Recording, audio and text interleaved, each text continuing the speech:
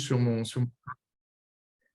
Allez, bonjour à tous. Merci d'être fidèles à ces réunions et merci à François Lins de s'être connecté pour nous présenter quelque chose. Alors, je ne sais pas si c'est vraiment nouveau, parce que moi, j'ai entendu parler du Conbin depuis une dizaine d'années, mais on ne l'a jamais utilisé. Donc, tu vas nous dire ce qu'on peut en faire en orthopédie. On t'écoute. Ok, merci à tout le monde, merci au professeur Chiron, à David Ancelin de m'avoir invité. Ça me rappelle des bons souvenirs parce qu'ils m'ont très bien accueilli quand je suis arrivé à Toulouse il y a une dizaine d'années. Et à l'époque, j'étais déjà venu parler au desk, présenter ma thèse sur les sarcomes. Et voilà. Et donc, bon, depuis, le Covid est passé par là, donc maintenant, c'est en visio. Donc je pense que c'est pas mal pour l'audience, on va dire, mais côté de se retrouver au CHU, c'était sympa aussi. Voilà. Donc, le Conbin orthopédique en 2002, où en est-on? C'est une vaste question. Et on va essayer d'y répondre le plus simplement possible. Donc, je fais une déclaration de conflit d'intérêts comme il se doit. Au niveau industriel, donc je suis consultant pour les sociétés Orthonov, Curbeam et Newclip, et donc à noter par rapport à cette présentation, Curbeam est le fournisseur principal de Conbeam aujourd'hui dans l'orthopédie. Je reviens. Au niveau des sociétés scientifiques, je fais partie du comité média à l'EFAS, direction des affaires réglementaires à la FCP, et je suis actuellement président de la Société internationale de ce qui peut se traduire par le Conbim orthopédique. Voilà. Et donc, voici le livre. Voilà. Donc, voici mes conflits d'intérêts. Donc, le Conbim orthopédique, c'est comme ça que je l'appelle. Il a un nom différent en fonction des pays où on se trouve. En Allemagne, par exemple, il s'appelle DVT, Digital Volumetric Tomography. Et puis, en France et aux États-Unis, il a été appelé scanner en charge. Et on va voir qu'en fait, c'est un problème parce que ce n'est pas vraiment ça. C'est beaucoup plus une radiographie 3D qu'un scanner. Et le problème de dire que c'est en charge, ça nous a mis dans une sorte de cul-de-sac intellectuel, c'est-à-dire qu'on pense tout de suite que c'est pour les chirurgiens du pied parce que c'est en charge. C'est évident qu'avoir du 3D en charge, c'est super pour les chirurgiens du pied parce que c'est compliqué, on a plein d'articulations, plein d'os dans tous les sens. Et donc, ça nous met dans une niche dont on a du mal à sortir, qu'en fait, on ne devrait pas y être parce que technologiquement, c'est vraiment beaucoup plus une radiographie 3D. C'est un capteur plan avec un faisceau conique. Et en gros, si on veut le dire simplement, au lieu de faire face et profil, en fait, on fait un peu toutes les faces et tous les profils et ça s'additionne. Et donc, ça fait une image en 3D, mais théoriquement, ce ne sont pas des coupes. Voilà. Et donc, c'est pour ça que je voulais commencer par un certain nombre de contre-vérités que souvent les gens ont sur ce que c'est et ce que ce n'est pas. C'est des images de très bonne qualité. Donc, la définition spatiale, c'est entre 0,2 et 0,4 mm. L'appareil qu'on utilise ici, ça dépend de la taille du champ aussi, mais on est entre 0,25 et 0,37 mm, ce qui est mieux que le scanner conventionnel qui est à 0,5, même si, bien sûr, toutes ces technologies peuvent évoluer et rapidement. C'est un appareil qui est petit, qui fait à peu près 1,20 m et qui est très rapide, qui fait l'acquisition des images en moins d'une minute. Et également très peu irradiant, ça fait l'équivalent de 2 à 3 radios. Donc 2 à 3 radios, rapidement, quand on fait un pied de face et de profil avec un dorsoplantaire, on a nos 2 à 3 radios par pied. Pour le coup, par contre, ça prend plus un quart d'heure, 20 minutes, le temps d'installer, désinstaller le patient, de faire les clichés, etc. Donc, on gagne beaucoup de temps. Et puis, évidemment, c'est un charge. Mais quand je vous dis qu'on est dans une niche et que ça nous met un peu dans un cul-de-sac, cette histoire d'en charge, c'est que des fois, on nous appelle, on dit « mais votre patient, je ne peux pas lui faire son Conbim parce qu'il ne peut pas se mettre debout ». Oui, mais on peut lui faire assis aussi et c'est très bien comme ça. Par exemple, tous les contrôles de fractures, tous les diagnostics de fractures, de trauma, etc., on fait asseoir les patients dans l'appareil. Mais comme ça s'appelle scanner en charge, ben, du coup, on a l'impression qu'on peut le faire que en charge, ce qui est un non-sens, en fait. Voilà. Donc, par contre, ce n'est pas une nouvelle technologie. Donc, Philippe Chiron nous disait tout à l'heure qu'il entend parler depuis 10 ans. En fait, ça a été inventé en 1996 par une équipe italienne qui s'appelle Mozzo.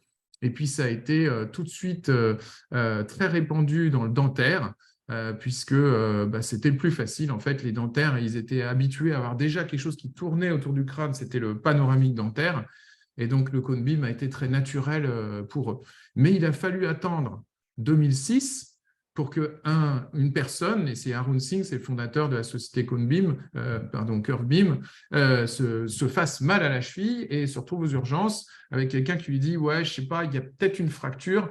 Voilà une ordonnance de scanner. Revenez dans 3 semaines, vous aurez votre scanner. En attendant, mettez pas le pied par terre. » Et donc, lui, qui est un ingénieur, qui est plutôt un gars précis, il s'est dit « Tiens, c'est un peu bizarre, j'aimerais bien avoir une réponse avant 3 semaines. » Donc, il est retourné dans sa boîte de Codebeam dentaire, il a mis son pied, il s'est allongé par terre, il a mis son pied en l'air, et il est revenu le lendemain avec une image de Codebeam qui a montré qu'en l'occurrence, il n'y avait pas de fracture, mais voilà, pour la petite histoire. Donc, à partir de ça, on a mis le Codebeam des dentistes par terre et on a dit aux gens, montez dessus et ce sera le Codebeam orthopédique. Et aujourd'hui, les Codebeam sont en train de remonter.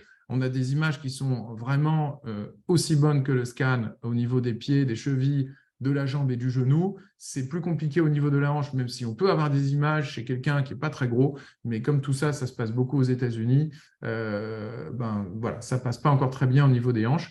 Mais il y a des évolutions en permanence et actuellement, on développe des nouveaux tubes radio un peu plus puissants qui vont permettre d'avoir une qualité d'imagerie excellente au niveau de la hanche. Puis, bien sûr, au niveau du rachis, et le grand virage technologique se fera au niveau du rachis parce que le volume est très important, beaucoup plus que la chirurgie du pied. Voilà. Donc, ce n'est pas un scanner, on l'a déjà dit, ce n'est pas non plus une nouvelle technologie puisque ça date de 1996 et c'est arrivé en orthopédie. Les premiers appareils ont été disponibles en Europe autour de 2012-2013. Donc, M. Chiron a tout à fait raison, ça fait exactement 10 ans. Et ce n'est pas cher non plus, c'est des appareils. Alors, bien sûr, maintenant, il y a l'inflation, il y a l'euro-dollar, ça change un petit peu tout ça. Mais globalement, on est autour de 200 000 euros. C'est quand même moins cher qu'un scanner conventionnel. C'est effectivement un peu plus cher qu'une table radio, mais en termes d'économie des coûts de la santé au global, eh ben, on va avoir des circuits de prise en charge de patients beaucoup plus rapides, beaucoup plus efficaces. Je vais vous montrer ça. Il y a tout ce qu'on veut comme littérature là-dessus. Et donc, il y a une réelle économie au niveau du circuit patient. Donc voilà, donc au niveau techno, c'est une radio qui tourne, on l'a vu, je ne vais pas passer longtemps là-dessus. Au niveau dosimétrie, il y a également toute la littérature qu'il faut. Ça, c'est un appareil de Codebeam dentaire, donc vous voyez à peu près la taille que ça fait. Et voilà les images, et voilà ce qu'ils arrivent à faire aujourd'hui. Donc aujourd'hui, voilà, on fait des implants sur mesure, des guides chirurgicaux sur mesure. On peut éviter les structures anatomiques importantes. Voilà, je ne vous cite pas tous les avantages qui sont évidents, mais il faut se rappeler qu'ils venaient de là. Et que comme la 2D, c'est une image déformée, on n'a pas accès à toute cette technologie. On peut faire toute l'intelligence artificielle qu'on veut sur une radio comme ça n'est pas la réalité. Il y a des déformations, il y a des projections, et donc on n'a pas accès à tout ça si on reste sur cette technologie. Donc le 3D, c'est l'avenir. Voilà les appareils qui sont disponibles aujourd'hui. Alors celui-ci, Carestream, n'est plus disponible, il a été retiré du marché. PlanMed est disponible, ils sont en train de travailler sur un appareil corps entier et Curvebeam est déjà aussi sur l'appareil corps entier avec cet appareil qui remonte au niveau des hanches et le prochain est déjà en cours de conception, il va remonter jusqu'en haut. Voilà. Celui qu'on a à la clinique de l'Union, c'est le PET-4, donc qui est capable de montrer le pied, la cheville et une trentaine de centimètres de la jambe. Voilà. Il y en a un qui est dédié à la main aussi. Voilà. Donc, au niveau orthopédique, nous, on part de ça. Donc, le pied, c'est compliqué. Moi, je suis spécialiste du pied, donc je parle de mon niveau d'hyper-spécialiste, mais on a plein d'os qui s'empilent les uns sur les autres et c'est compliqué à analyser. La main, c'est un petit peu pareil au niveau du poignet, mais voilà ce qu'on peut avoir comme image et c'est un peu notre raccourci. Nous, on a appris à lire ces images 3D et à voir tout de suite où se situe le problème et ensuite aller plus dans le détail, je vous montrerai ça. Et on peut avoir accès, alors une fois en fait qu'on a une image en 3D comme ça, c'est vraiment un double numérique du pied. C'est un double digital, c'est le jumeau digital du pied de votre patient et donc vous pouvez jouer avec, vous pouvez faire ce que vous voulez. Ce patient-là, par exemple, il a une prothèse de cheville et puis on a décidé qu'on allait isoler les géodes périprothétiques, mesurer leur volume, etc. On avait publié ça. Voilà, ça c'est, je vous en parlerai après, c'est du distance mapping, ça c'est l'analyse de la densité osseuse. Ça, ici, je vais vous montrer tout ça en détail, ce sont des mesures automatiques des angles. Et donc, ça se présente comme ceci. Donc, vous voyez, vous avez les images, les 3 images MPR. Ça, ce sont des radios qui sont générées automatiquement parce qu'une fois qu'on a un double numérique du pied, on peut le radiographier et on peut faire toutes les mesures qu'on veut parce qu'il y a aussi une courbe d'apprentissage. Il faut quand même avoir des images qu'on connaît. Et vous voyez qu'on a des images en 3D autour desquelles on peut se balader comme ça.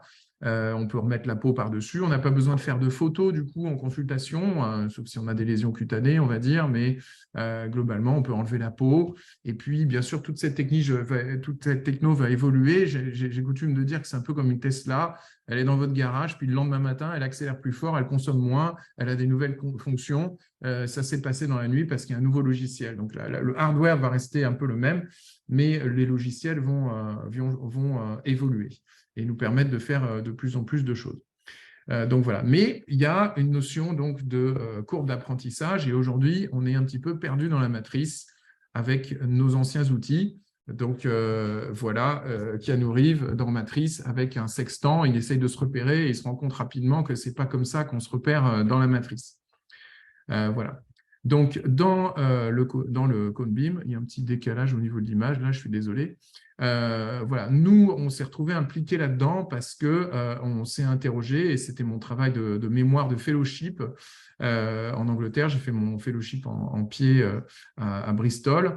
Et donc, mon maître de stage là-bas avait l'intuition qu'il y aurait des scanners en charge, entre guillemets, un jour, et qu'il faudrait travailler sur l'alignement en 3D. Et donc, il a fallu s'interroger sur qu'est-ce que c'est l'alignement en 3D. En tout cas, ce n'est pas un angle, parce qu'un angle, c'est dans un plan, ce n'est pas dans un volume. Et donc, si on mesure quelque chose dans un plan, si on mesure un angle, on perd beaucoup d'informations qui sont liées au volume. Donc, on ne pouvait plus avoir 3 points, il fallait avoir 4 points. Et donc, on a travaillé sur ce qui était fait déjà, l'angle de Salzmann, par exemple, qui lui avait dit que ce qu'il fallait faire, c'était un offset, donc un décalage, et voir le décalage entre la cheville ou le tibia et le calcanéum ou le point d'appui au sol du calcanéum. Et puis, il y avait un autre auteur qui s'appelait Philip Fitzgerald, qui était de l'université d'Iowa aux États-Unis, et qui avait dit aussi que le tibia, ce n'était pas un bon point de repère parce qu'il pouvait être tordu, il pouvait y avoir un varus, un valgus au niveau du genou qui fausse les mesures et qu'il fallait non pas prendre la jambe comme point de repère pour mesurer l'alignement de l'arrière-pied, mais qu'il fallait prendre l'avant-pied. Et en fait, on a compris, en lisant tout ça, que ce qu'il fallait faire, c'était prendre un point de repère sur la surface d'appui au sol. Donc, on a pris le triangle ici, M1, M5, calcanéum, et ensuite mettre juste un point au centre de la cheville et regarder le décalage pied-cheville. Donc, le point F, c'est le centre du triangle du pied, et le point T, c'est au sommet du talus, c'est le centre de la cheville. Et donc là, on a un patient, sur cet exemple, c'est un pied qui est plat avec un valgus, et donc on voit qu'il appuie, le poids du corps arrive par le centre de la cheville et la force de réaction au sol arrive par le point F. Il y a un décalage, le point qui correspond à la cheville est en dehors du triangle, et ce patient, on peut dire qu'il marche à côté de ses pompes. En tout cas, ici, on a un bras de levier qu'on peut calculer, hein, c'est cette distance multipliée par le poids du patient, et ça va entraîner une rupture plastique du tibial postérieur, etc., etc. Donc, la littérature suite à la description de cet outil a explosé. Ça, c'est notre papier en 2017 dans Foot and Call International. Et puis après, ça a été beaucoup repris. Il y a énormément de papiers publiés.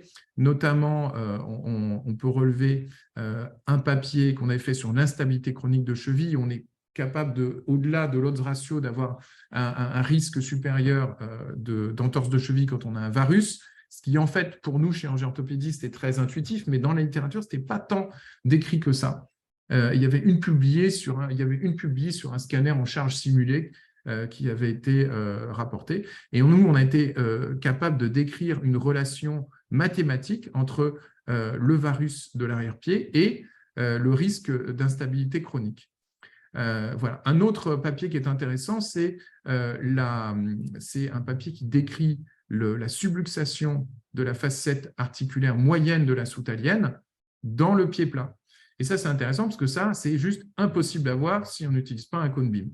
Or, il se trouve que c'est le marqueur le plus précis pour cette pathologie qui est le pied plat acquis de l'adulte, qu'on appelle maintenant PCFD en anglais, donc Progressive Collapsing Foot Deformity, donc un effondrement progressif du pied. Et donc récemment, il y a eu une conférence de consensus qui a réuni les plus grands experts internationaux sur ce sujet.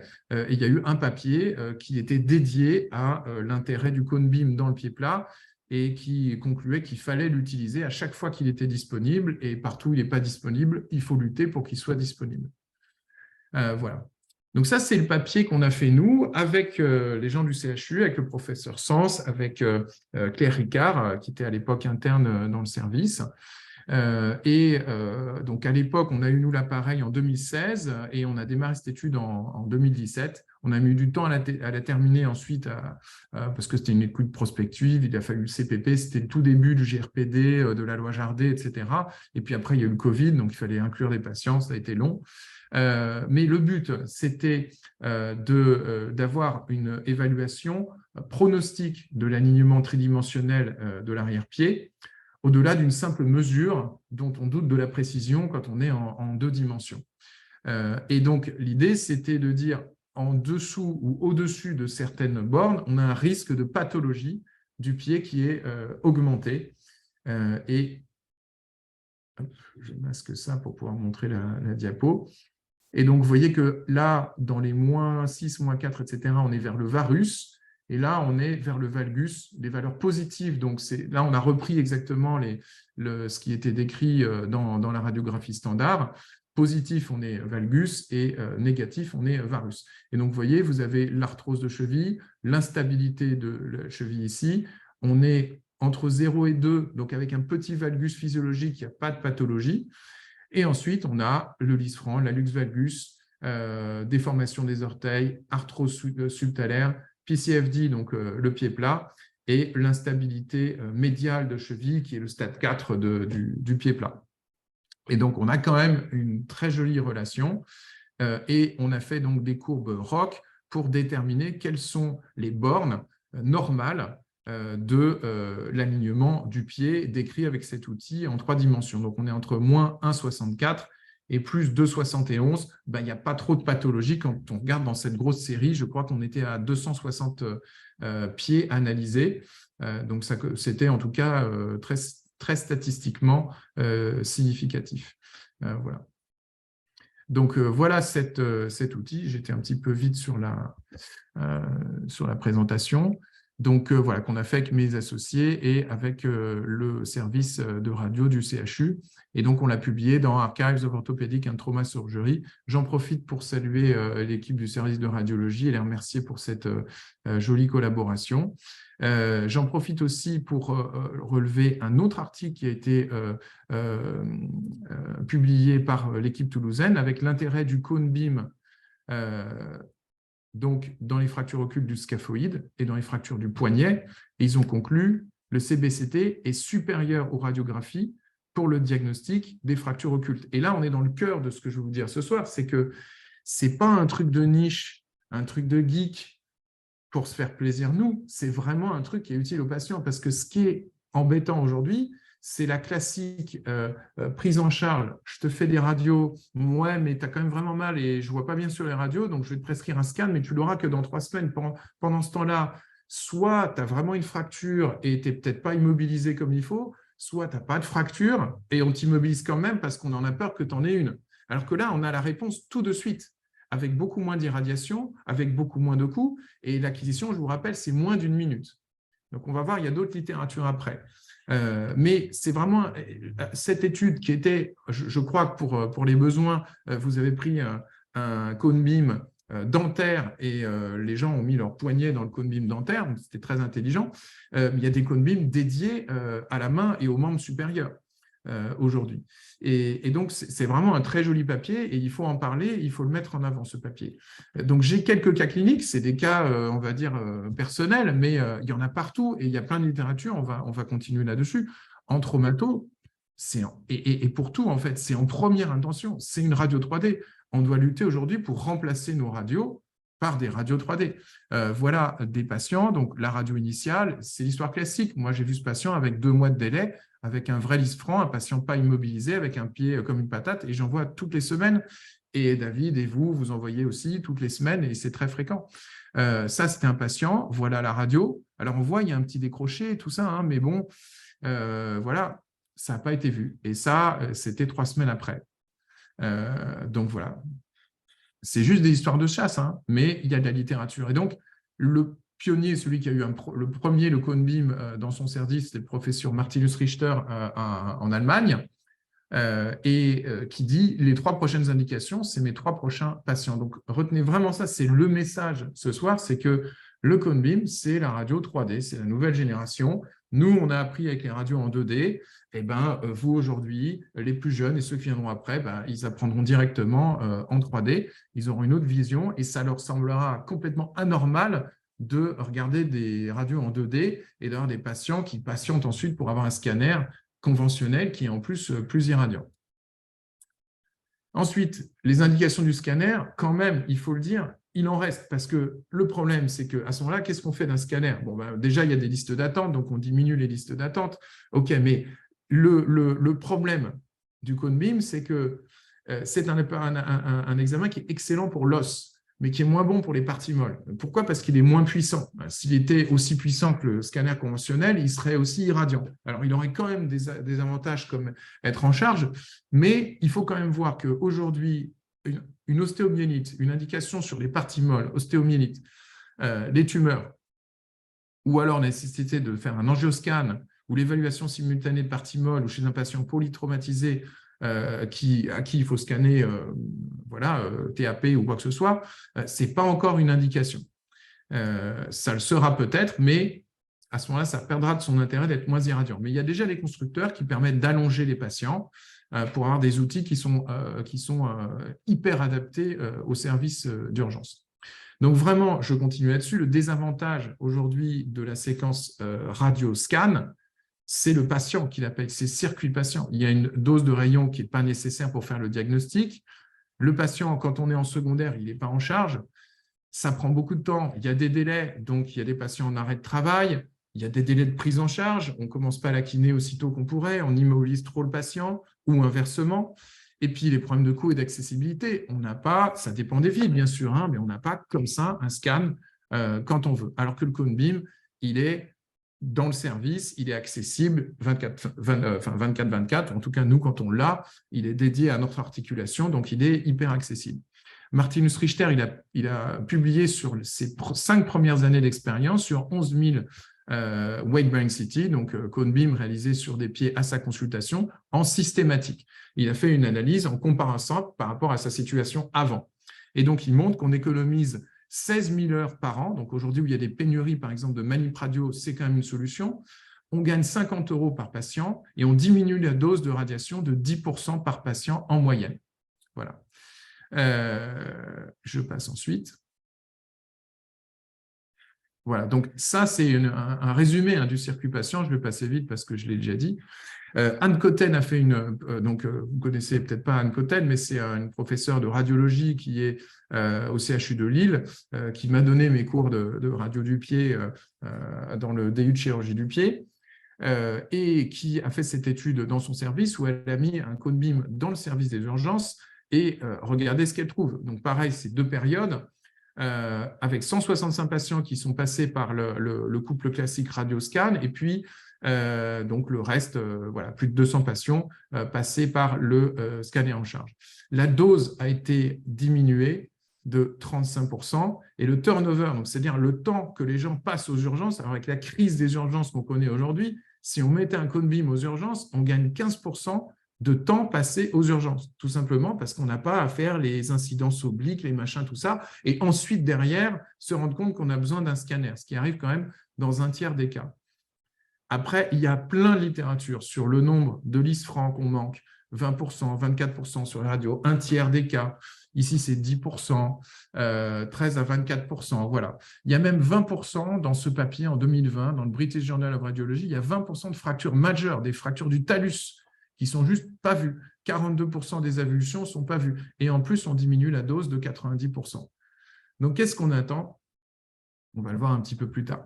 Le côté qu'on aime bien, qui est cool, qui est sympa, parce qu'en orthopédie, on aime bien les jolis outils qui brillent bien et on est tous passionnés, enfin, on est souvent passionnés on est tous souvent un petit peu geek, passionnés d'informatique, etc. Bah, on a des outils qui sont plus sympas. Donc, au lieu d'aller voir sur notre radio, par exemple, la diminution de notre espace articulaire, la classification d'Albach, tout ça, c'est très bien. Il y a un doux parfum nostalgique, mais n'empêche que là, on est capable de faire une cartographie 3D articulaire de notre espace articulaire. Et donc ça, c'est la vision moderne de l'arthrose aujourd'hui. Ça, c'est un cas de pied plat avec un hallux valgus, avec une arthrose du lisfranc. On voit bien ici, juste avec la cartographie, que les distances articulaires sont très, très amoindries, qui est globalement en TMT2 et 3, ici, on a de l'arthrose. Voilà. Donc, on est capable de quantifier des choses qu'on était juste capable de voir avant et sur lesquelles on devait se baser sur notre intuition. Donc, voilà ce qu'on avait avant et voilà le genre de choses qu'on aura de plus en plus. Voilà. Alors, dans la littérature, on est resté, alors ça change un petit peu, surtout depuis que les radiologues s'emparent vraiment de cette technologie. On a vraiment plus des choses pratico-pratiques, on gagne du temps, il y a moins de rayons, etc. En tout cas, dans la littérature spécifique au pied, le numéro 1, c'est le pied plat, parce qu'on s'est dit, où c'est intéressant la charge, c'est dans le pied plat. Donc ça, c'est le gros corpus de la littérature actuellement. Ensuite, il y a le premier rayon. Oui, le premier rayon, on peut vraiment analyser la première rayon. Est-ce que la subluxation des sésamoïdes, c'est quelque chose qui est important dans le résultat de nos hallux valgus? Et puis, bien sûr, la syndesmose tibiofibulaire distale, les entorses de la syndesmose tibiofibulaire distale, c'est très difficile à analyser. On vient de sortir un article dans un bouquin là-dessus. On est en train de participer aussi à une édition du Foot Ankle Clinics qui traite de la syndesmose. Donc tout ça, c'est pour l'année prochaine, mais c'est vraiment le cœur de la littérature qui se développe sur le code BIM en orthopédie. Mais nous, ce qu'on attend, et c'est encore notre message, c'est que allez-y, mais publiez sur le poignet, publiez sur le coude, publiez sur le genou, parce que les outils sont là, en fait. Et il n'y a aucune raison d'attendre. Il y en a peut-être une, mais on en reparlera. Voilà. Puis il y a cette conférence de consensus, donc c'est le papier que je vous citais tout à l'heure, de cette grosse conférence de consensus qui a été publiée il y a 2 ans. Ça, c'est l'essentiel de la littérature avec un gros du travail qui est fait par l'hôpital du Stanmore, donc qui sont ceux aussi qui ont fait les prothèses massives dans la chirurgie tumorale. Voilà, et qui ont décrit une classification weight-bearing CT de la subluxation des sésamoïdes dans l'hallux valgus.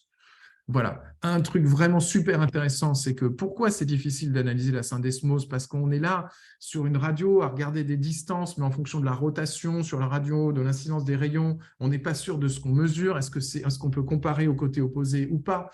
Il y a eu des publics qui sont sortis qui ont commencé à regarder la surface entre la fibula et le tibia. Et puis ensuite, on a commencé à s'apercevoir qu'on pouvait mesurer le volume. Et quand on mesure le volume, là, on est très, très, très, très, très précis. C'est-à-dire on est inframillimétrique quand on revient aux distances sur les différences statistiquement significatives qu'on peut analyser entre un côté et l'autre. Et donc, on est vraiment capable de faire ces diagnostics maintenant. On peut utiliser de l'intelligence artificielle pour faire des mesures automatiquement. Donc là, on gagne du temps. On passe le patient dans la machine, 2 minutes plus tard, les images sont sur le serveur et 5 minutes plus tard, les mesures sont faites toutes seules. Alors, par contre, là, il y a une barrière, c'est l'intelligence artificielle. Actuellement, c'est un peu comme un bébé qui est en train de se développer. Ça ne marche pas tout le temps. Quand il y a du métal, ça ne marche pas bien. C'est ce qu'on avait relevé dans ce papier. Mais ça s'améliore de plus en plus. Et dans quelques années, comme aujourd'hui, dans les scanners du thorax ou les mammographies, les logiciels d'IA sont très, très performants. Donc voilà, donc ça donne des images comme ça, où par exemple, je crois qu'il faut que j'accélère parce qu'il me manque du temps. Vous voyez toutes les mesures automatiques. Ça, c'est un cas clinique. Vous voyez un pied plat post-traumatique. On ne comprend pas très bien ce qui se passe. On fait un cone beam. Alors ça, c'était le pré-op et le post-op. Vous voyez le pré-op. Non, ça, c'est le comparatif côté droit par rapport au côté gauche. Voilà, c'est ça. C'est un patient jeune qui a déjà un pied un petit peu plat, un foot ankle offset un petit peu augmenté. Mais complètement pathologique de ce côté-là, avec le petit point du talus complètement à l'extérieur du pied, donc il marche à côté de ses pompes. Et on voit qu'il avait été ostéosynthésé par une seule broche. Donc là, c'est les cours du desk. Les gars, une broche dans une fibula, ça tourne, Et ce n'est pas une bonne ostéosynthèse, sauf quand c'est une fracture ouverte et qu'on ne peut pas faire autrement, bien sûr. Il y avait des petits signes en charge. On voit qu'il y a un effondrement du sinus du tarse ici.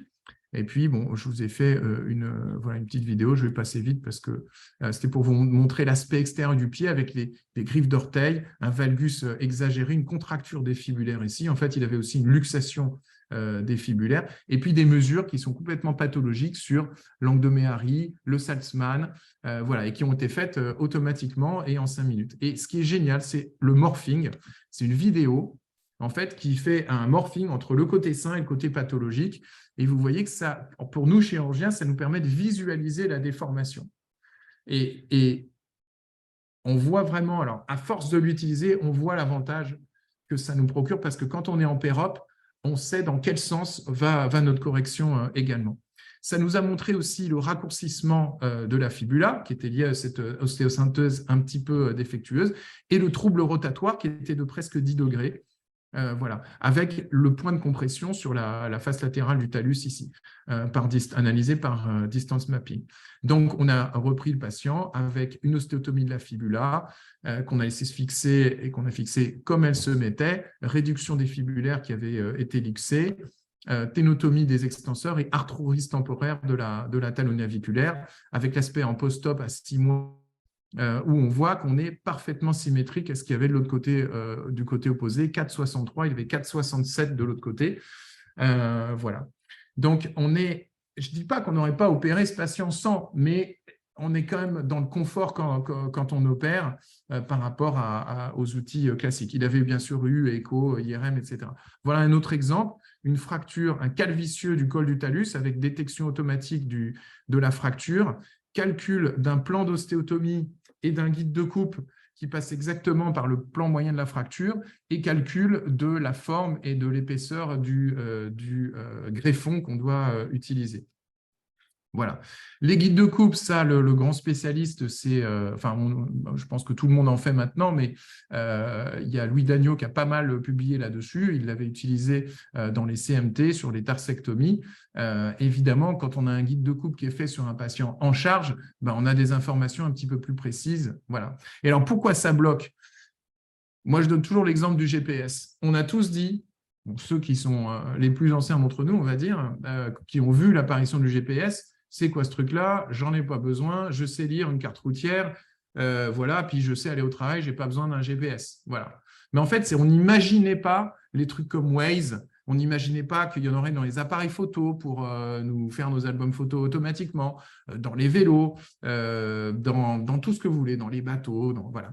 C'est l'usage, en fait, qui a fait émerger les nouvelles technologies et les innovations. Donc là, dans le coming, c'est pareil. On se dit, bah ouais, mais je sais lire une radio. Ouais, mais la radio ne te montre pas la réalité. Donc, c'est quelque chose de mieux. Il faut tendre vers ça et ça va se faire de toute façon. L'histoire du coût, bien sûr, l'administration est toujours beaucoup plus lente. Alors, on ne peut pas coter un scanner parce que c'est un appareil lourd qui est soumis à autorisation. Or, ce n'est pas un appareil lourd. Et ce qu'il faut coter, c'est des radios standards, parce que c'est des radios 3D. Et puis après, il faut faire des études, il faut publier, et puis il faut avoir les ARS, etc., l'ARS, pour faire des études qui soient cadrées par le législateur, on va dire, et vraiment prouver tous les avantages que ça a pour les patients et pour nous aussi, bien sûr. Donc ça va venir. Je ne pense pas qu'il faut qu'il y ait une cotation forcément spécifique parce que c'est un petit peu bloquant, parce que du coup, la Sécu va vouloir limiter les indications. Et ça, il ne faut pas. Ça remplace la radio, tout simplement. Donc, c'est un petit peu plus cher à produire qu'une radio. Donc, il faut que ce soit un petit peu mieux remboursé dans tous les cas. Ou alors, il faut clairement qu'il y ait deux types de cotations. Par exemple, je demande une radio pour un avant-pied. Je n'ai pas besoin de grand-chose. J'ai besoin de mesurer l'angle M1, M2, M1P1, etc. Et c'est très rapide. Et la cotation peut tout à fait être celle d'une radio. Mais par contre, parfois, on a besoin d'une interprétation du radiologue qui va lui prendre beaucoup plus de temps et qui va être un acte intellectuel plus important. Et là, il faut que ce soit reconnu. Donc, soit une cotation qui s'adaptera à ce qu'on va demander, à l'indication, soit une cotation un peu plus importante que les radiographies standards parce que l'appareil coûte un peu plus cher. Voilà. Et puis, l'histoire fera le reste, j'allais dire. Voilà. Donc, on est vraiment plus dans une question d'intérêt de la technologie, mais vraiment dans l'adoption d'une nouvelle technologie, quel que soit en fait le marché dont on parle. Voilà. Donc, les points clés, c'est que le CONBIM est une radiographie 3D. Ces indications sont celles de la radiographie. Donc, en première intention, on se bat pour ça, on doit se battre pour ça. Et comme pour toute rupture technologique, il y a une courbe d'apprentissage. Alors, dans mon expérience, c'est 3 semaines à 3 mois. Avant de pouvoir, avec autant de confort, se dire, je regarde le 3D, ensuite je vais dans le MPR et je vais directement là où j'ai besoin. Je scanne tout en quelques secondes. Ça prend un petit peu de temps, mais on y vient très vite. Voilà. Et puis, les mesures 3D relèvent d'une analyse informatique en voie d'automatisation, c'est-à-dire qu'il faut travailler avec les informaticiens, il faut travailler avec les radiologues, parce qu'on rappelle, c'est comme un acte radiologique, ça ne se fera pas sans les radiologues, il faut travailler tous ensemble pour avancer dans l'intérêt de nos patients. Voilà. Et je vous remercie, je suis désolé, j'ai dépassé un tout petit peu. Merci François. Avec plaisir. Allez, vas-y, David, tu vas diriger cette discussion et merci pour cette belle présentation alléchante. Oui, effectivement, c'est vrai qu'on en entend parler depuis des années du CONBIM, ça donne envie d'en avoir un. Je ne vais pas revenir sur tous les travaux que tu as exposés et qui montrent vraiment l'intérêt de cet outil. Et puis, il y a plein d'intérêts à venir. C'est vrai que la Syndesmos, j'ai vu que tu as communiqué là-dessus à la Global Conference, il me semble. Oui, c'est ça. Ouais. Et c'est vraiment des sujets, effectivement, qui sont difficiles de diagnostic. Hein. Et si ça nous simplifie les choses. Donc au final, moi, je m'étais un peu noté sur l'article que tu nous avais écrit. J'avais juste quelques petites questions, mais peut-être dans l'assistance, il y a des gens qui ont des questions à poser à François sur le CONBIM, sur sa pratique, sur son expérience. Il a quand même, je pense, une des plus belles expériences sur ce sujet-là. Pour poser des questions, il suffit d'ouvrir votre micro.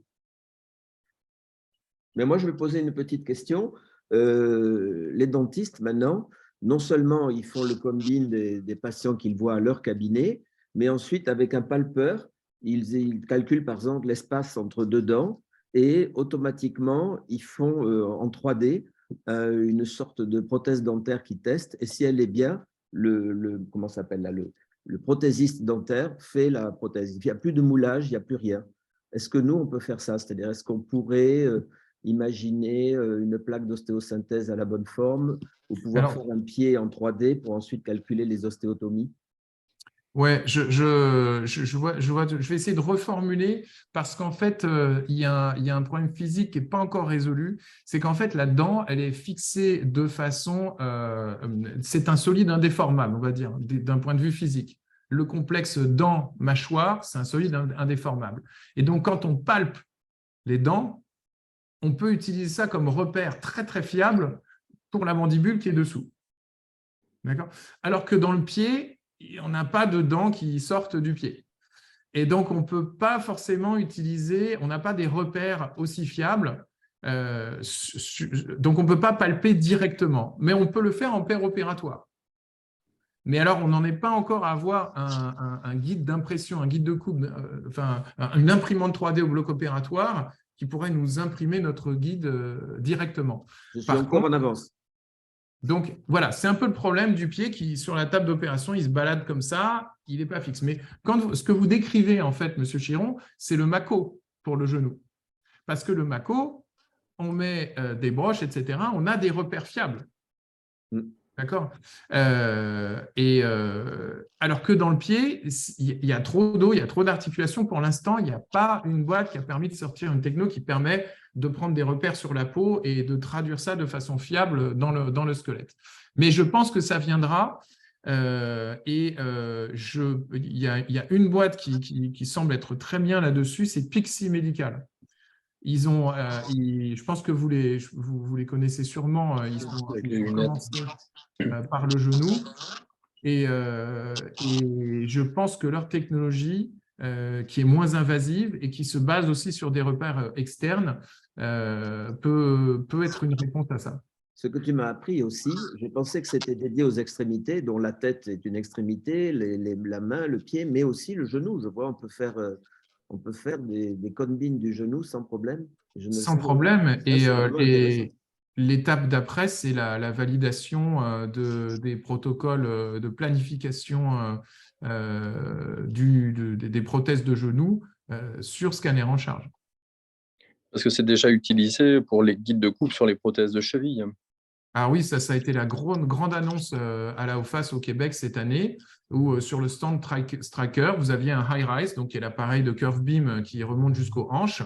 Et donc, en fait, aux États-Unis, Striker devient distributeur de curve beam, c'est-à-dire qu'ils ont été voir les centres où on posait beaucoup de prothèses de cheville. Ils ont dit, ben voilà, on vous pose là le scanner en charge. Par contre, vous faites toutes les planifications sur le scanner en charge parce qu'on est plus précis et on veut que ce soit comme ça. Mais en échange, c'est Striker qui paye l'appareil.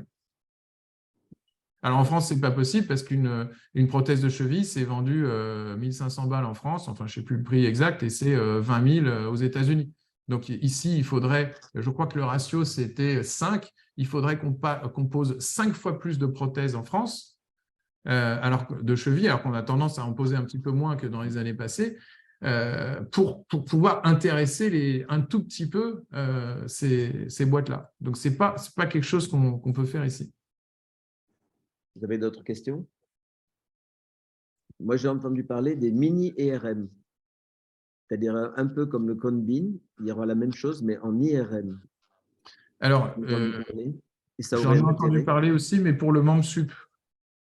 C'est quelque chose qui intéresse les chirurgiens de la main, je crois. Moi, j'ai vu qu'ils en mettaient dans les ambulances. Il y a une mini-RM dans les ambulances pour commencer à faire le diagnostic pendant le transport. Ça s'appelle le projet RF-MAFS, un truc comme ça. Et c'est quand même des appareils qui me paraissent intéressants aussi pour le pied et la main.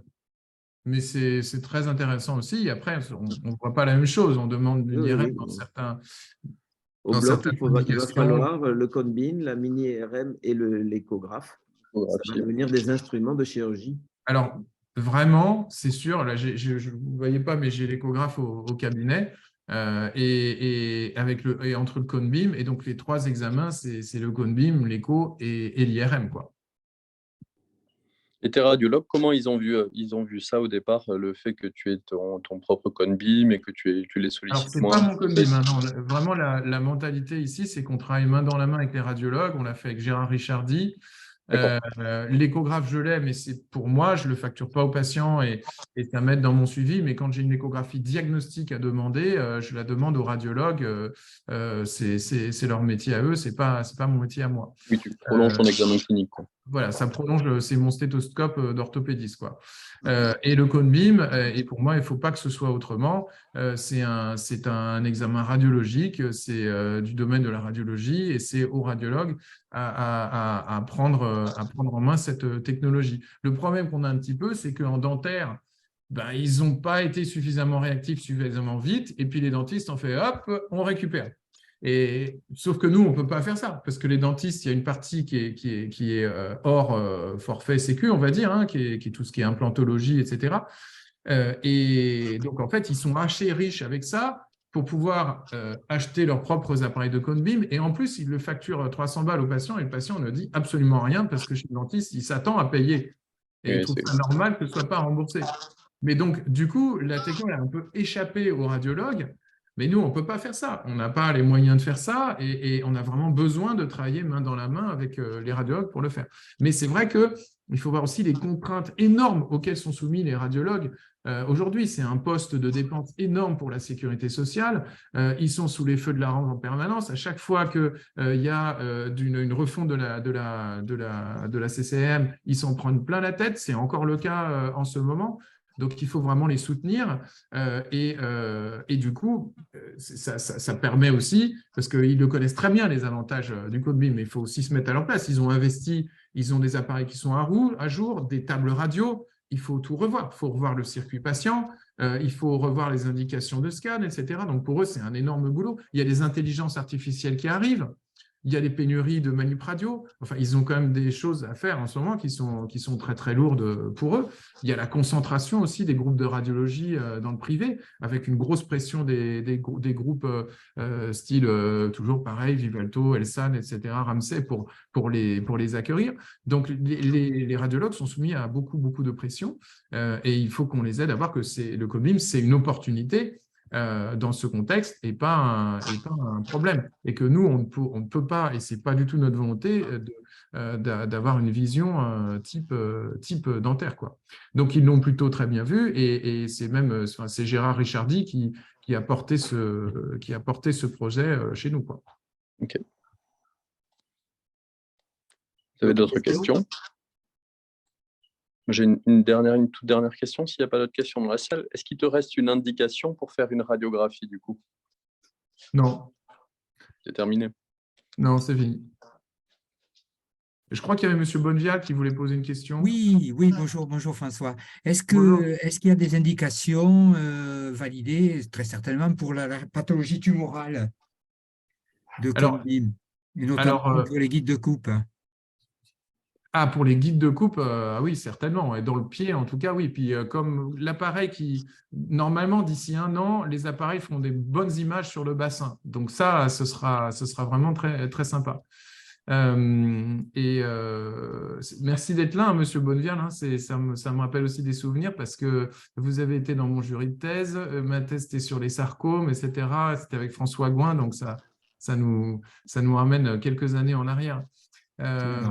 Bon, mais oui, alors par contre, je disais, le tumoral purement osseux, certainement. Mais dès que ça déborde dans les parties molles, on est quand même moins puissant, moins précis sur les parties molles. Donc, je pense qu'il y a quand même des indications de scan. Et puis certainement surtout de scan. Ouais, je pense que l'IRM, oui, l'IRM aussi, mais dans la planification chirurgicale, certainement en pathologie, mais tumorale, mais osseuse. Parce que dans les parties molles, j'ai dit, et ça aussi, c'est vraiment quelque chose qu'on voit avec les radiologues en travaillant dessus, c'est les radiologues, effectivement, le problème de contraste que nous, on n'a pas parce qu'on regarde l'os, eux, ils l'ont. Ils nous disent, ouais, mais le cone beam, le contraste, machin. Mais souvent, il y a un double discours. On me dit, ouais, la définition, la qualité de l'image est moins bonne. Mais la qualité de l'image, c'est la taille des voxels et c'est 0,25, 0,27, 0,32. C'est meilleur que le scan, en fait. Donc, on ne parle pas de la même chose. On parle de la définition de contraste. Il y a moins de contraste et effectivement, dans les parties molles, c'est un problème. La réflexion générale, c'est que entre nos collègues radiologues avec qui on s'est toujours entendu et les chirurgiens, ben, il y a des interpénétrations. Il y a des radiologues qui font des doigts ressauts et peut-être même certains qui vont se mettre à faire du canal carpien. Hein. Oui, ça j'ai vu dans la main aussi, mais c'est pareil pour tout. On peut dire la même chose avec les rhumatologues qui, à un moment donné, faisaient de l'arthroscopie aussi. Oui. Mais ce qui est sûr, c'est que c'est un acte radiologique et donc on a besoin des radiologues pour nous aider là-dessus. Mais il faut vraiment comprendre, et vous voyez, vraiment, j'essaie d'axer ma présentation là-dessus, c'est qu'il faut sortir de la niche où on est un peu tombé, parce qu'en fait, c'était le truc le plus évident au départ. C'était oui, mais pour le conflit sous-fibulaire, le fait d'être en charge, ça va être génial. Et puis, on est resté bloqué dans la syndesmose, le conflit sous-fibulaire, les sésamoïdes. Mais en fait, ce n'est pas ça le plus important.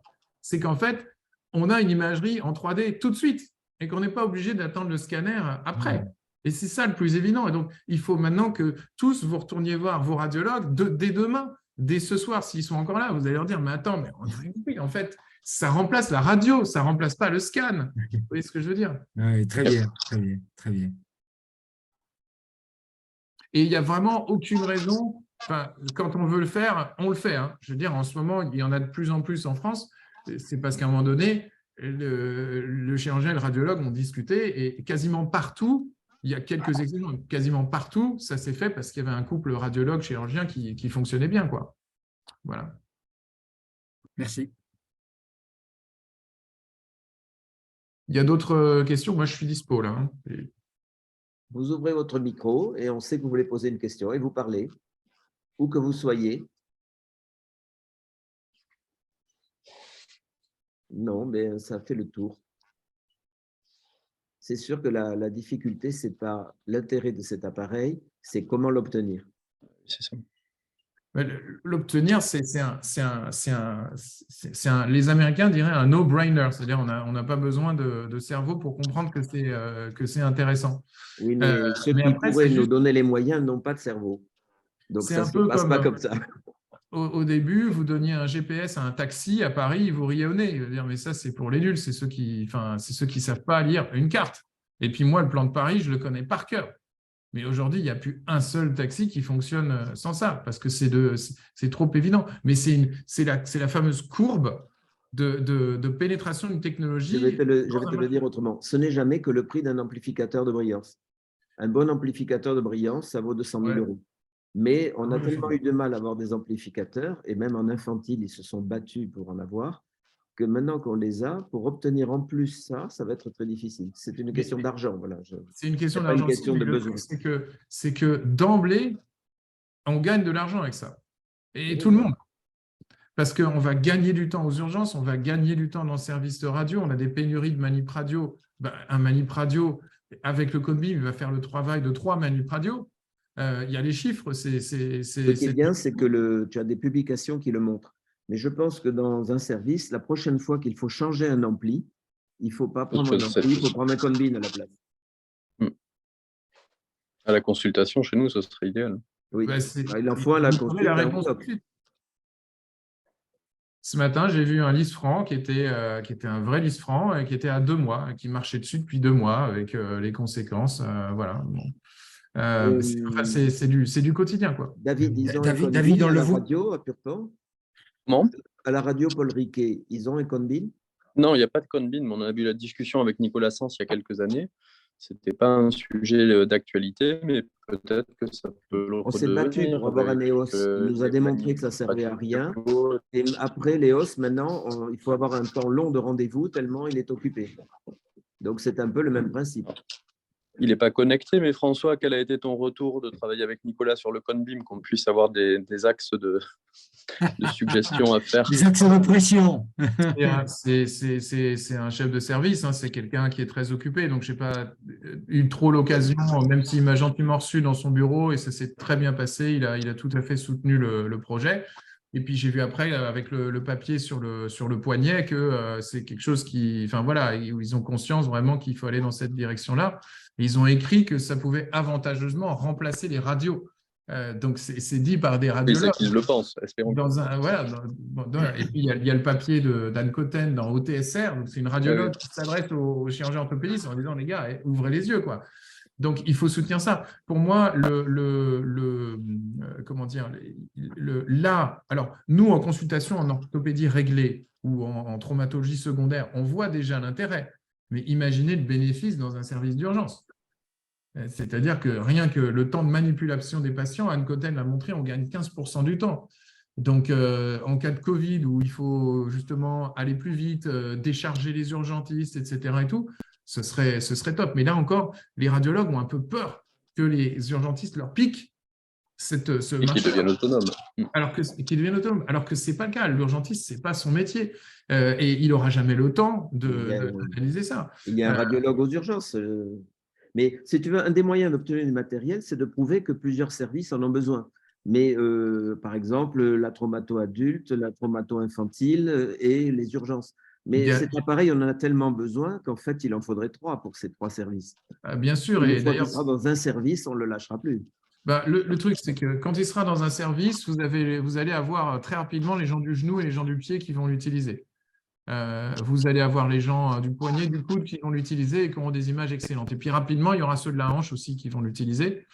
Et David, il sera ultra frustré parce qu'il ne pourra plus passer ses patients pour le pied. Ou vraiment, lui, il a la plus-value en plus pour ses diagnostics un peu sioux d'avoir le truc en charge. Et il sera bloqué. Donc là, il en faudra un pour le pied et la cheville.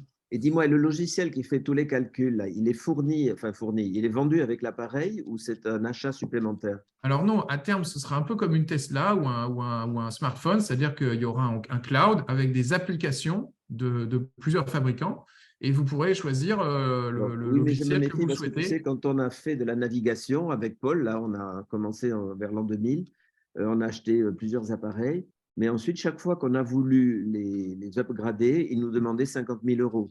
ce qu'on n'arrivait pas à obtenir. C'est-à-dire, est-ce que c'est payant? Non, alors oui, là, c'est un intermédiaire extérieur, mais je sais que Curvim développe sa propre intelligence artificielle pour faire les mesures, au moins les mesures. Voilà. Oui.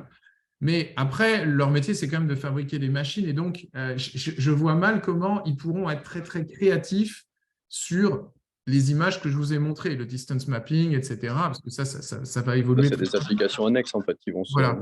Et celui que j'utilise le plus, moi, c'est un logiciel qui s'appelle Disior et qui fait la segmentation automatique en 5 minutes. Enfin semi-automatique, parce qu'il faut cliquer sur les zones d'intérêt. Je veux savoir M1, M2, M1, P1. Il faut que je clique sur M1, M2 et P1. Et ensuite, il me fait la segmentation. La segmentation, c'est très important parce que sinon, le cerveau de l'ordinateur, il voit juste un bloc de voxels, donc des petits points avec des densités différentes. Mais il ne sait pas à quoi ça correspond. Pour lui, tout ça, c'est continu. Et donc, on a besoin de quelque chose qui segmente, qui lui dise le tibia s'arrête là, la fibula commence là. Et tout ça dans le volume. Et si on le fait à la main, ça prend une demi-heure pour l'arrière-pied et 2 heures pour un pied complet. Donc, c'est bien pour la recherche, mais en pratique clinique, on a besoin de ces logiciels. Donc, Disior, c'est une licence. Je crois que ça coûte 2 000 ou 3 000 euros par an pour pouvoir l'utiliser au quotidien. Et il y a un pont, enfin, voilà, il y a un plugin, ou je ne sais pas exactement comment ça fonctionne au niveau informatique, entre Disior et CubeView, qui est le logiciel du PET4. D'autres questions? Bon, on s'arrête là. Écoute, c'est pas une question, c'est un petit clin d'œil à David. Je lui rappelle qu'à 17h, il n'y a plus de radiologue à la consultation, il n'y a plus de manipulateur radio à la consultation, alors que toi, tu finis ta consultation à 19h.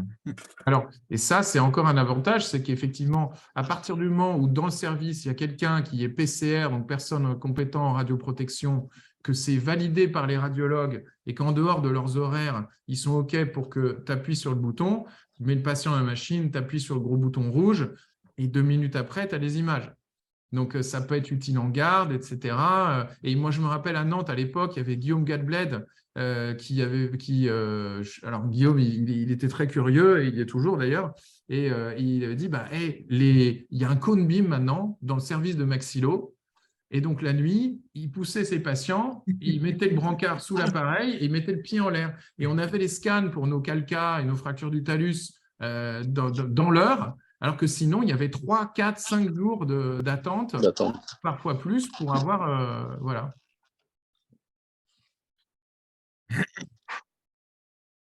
Bon, tu nous as donné envie, en tout cas, François. Oui, moi. Vous savez quelles sont les prochaines demandes? Un cone beam et 1 ou 2 ou 3 échographes. Un cone beam, sinon rien. Voilà. Surtout cone beam, ça fait toulousain quand même, si c'était à l'envers. Bon, sur cette grande réflexion, on vous laisse réfléchir à ça. On te remercie vraiment beaucoup. C'était très intéressant et ça nous a donné envie, c'est ce que je disais au début. Et tu as raison, c'est dommage de se passer de ça alors que c'est vraiment les techniques d'aujourd'hui. Et certainement, celui qui s'y mettra au point aujourd'hui comprendra ce qui va se passer ensuite. Sinon, on sera en retard. C'est comme l'informatique, il faut s'y mettre un jour, même si elle n'est pas tout à fait au point, parce qu'après, on n'est pas dans le coup. C'est avec plaisir et n'hésitez pas à venir je vous montrerai comment on l'utilise aussi en pratique. Un cone beam, il y en a en ORL, c'est-à-dire qu'on peut le voir aussi, mais si tu veux, on ne peut pas le déplacer, on ne peut pas le leur piquer. Oui, mais c'est ce qu'il faut vraiment voir, c'est le circuit patient, en fait, à quel point il est raccourci avec ce truc, et à quel point on a toutes les réponses quand on veut. Mais on a enregistré ta conférence, on pourra déjà la leur montrer. C'est une très bonne idée et on est tout à fait dispo pour accueillir qui vous voulez et aller en parler. Le fait de dire que ça sert à la chirurgie de la main, chirurgie du pied et du genou, ça fait déjà, ce n'est pas un truc très précis uniquement pour le bout des orteils. Voilà, mais c'est exactement ça, c'est de la radio en 3D. Et si dans le service, on fait la somme des malades correspondant à la main, au pied et au genou, c'est une énorme quantité de malades. Et oui. Et c'est une énorme quantité de temps économisé aussi.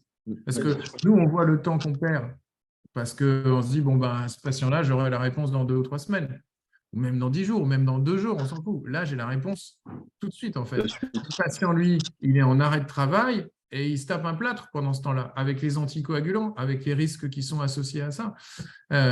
Et voilà. Et puis toi, tu le vois 2 fois en consultation, tu perds du temps aussi.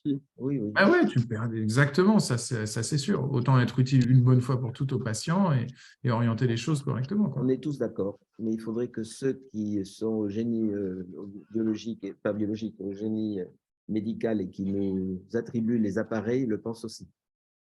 Mais ça, il faut leur expliquer parce que à l'époque, vous alliez voir le patron d'une société de taxi en lui expliquant il y a le GPS.